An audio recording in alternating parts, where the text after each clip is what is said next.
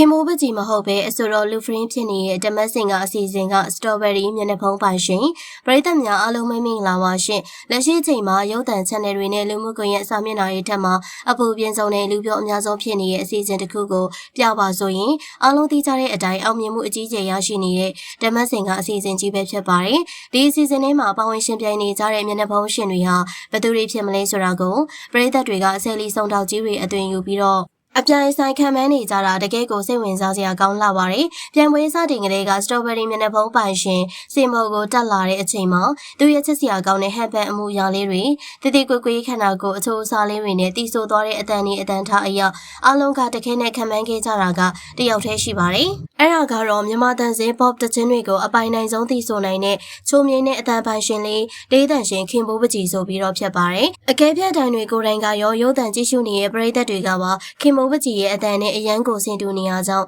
ဒါကခင်ဘိုးပကြီးအစ်စ်ပဲတခြားသူလုံးဝမဖြစ်နိုင်ဘူးလို့ရာဂိုင်နှုန်းတော်တော်များများကယုံကြည်ခဲ့ကြတာပါစတော်ဘယ်ရီရဲ့စကားပြောဟန်စင်မော်ကလှုပ်ရှားမှုတွေကအစခင်ဘိုးပကြီးရဲ့ပင်ကိုစရိုက်လေးတွေနဲ့တထထဲကြနေရလို့အားလုံးကထင်မှတ်ခဲ့ကြပါတယ်ဒါပေမဲ့ပြန်ပွဲအဆင့်တွေတဆင့်ပြီးတဆင့်တက်လာတာနဲ့အမျှစတော်ဘယ်ရီမျက်နှာဖုံးရှင်တီးဆိုသွားတဲ့တခြင်းအမျိုးအစားတွေပြောင်းလဲလာတဲ့အခါမှာတော့ပရိသတ်တွေရဲ့ထင်ကြေးပေးမှုလမ်းကြောင်းကရုတ်တရက်အပြောင်းလဲကြီးကြီးမားမားဖြစ်သွားခဲ့ပါတယ်တေချာကယူဒီဇိုင်နာထောင်ကြည့်တဲ့ဆယ်လီစုံတောက်တွေနဲ့ဂီတကိုရင်းနှီးကျွမ်းဝင်နေသူတွေကဒီအတန်ဟာခင်ဘိုးပကြီးရဲ့အတန်ထက်ဆိုင်ရင်နောက်ထပ်လူငယ်အဆိုတော်တဦးဖြစ်တဲ့အတန်နဲ့ပို့ပြီးတော့နီးစပ်နေတယ်ဆိုတာကိုသတိထားမိလာကြပါတယ်။အခုခါမှာတော့အားအကောင်းဆုံးနဲ့အတိအကျဖြစ်နိုင်ခြေအရှိဆုံးခံမှန်းချက်အသစ်တစ်ခုထွက်ပေါ်လာပါပြီ။အဲ့ဒါကတော့ဒီစတော်ဘယ်ရီမျက်နှာဖုံးရှင်လေးကခင်ဘိုးပကြီးလုံးဝမဟုတ်ပဲ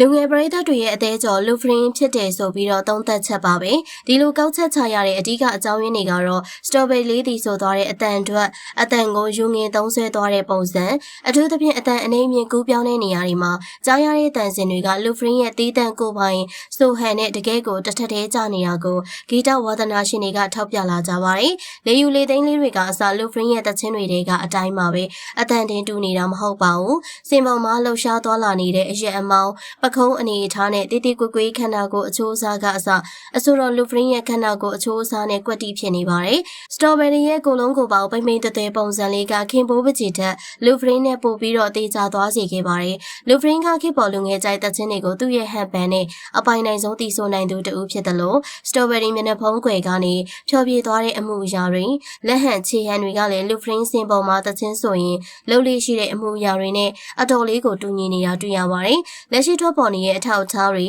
အတန်ပိုင်းဆိုင်ရာသုံးသပ်ချက်တွေနဲ့ခန္ဓာကိုယ်အချို့အစားတွေကိုတိုက်ဆိုင်စစ်ဆေးကြည့်လိုက်တဲ့အခါမှာတော့စတော်ဘယ်ရီကခင်ဘိုးပကြီးမဟုတ်ပဲလူဖရင်းဖြစ်ဖို့ရာဂိုင်တော့အတော်လေးကိုသိစားနေပြီလို့ဆိုရမှာဖြစ်ပါတယ်ဒီစတော်ဘယ်ရီမျက်နှာဖုံးရှင်ကလူတွေအရင်ကထင်ခဲ့တယ်လို့ခင်ဘိုးပကြီးပဲဖြစ်မလားဒါမှမဟုတ်အခုနောက်ဆုံးထွက်ပေါ်လာတဲ့ခိုင်လုံတဲ့သုံးသပ်ချက်တွေအတိုင်းအဆိုတော်လူဖရင်းပဲဖြစ်မယ်လို့ထင်မှသလားပရိသတ်တွေအထင်ဆုံးအနုပညာရှင်ကဘယ်သူဖြစ်မလဲဆိုတာအောက်က comment မှာပြောပြပေးပါဦးနော်ကြည့်ရှုပေးရတဲ့အတွက်အားလုံးကိုကျေးဇူးတင်ပါတယ်ရှင်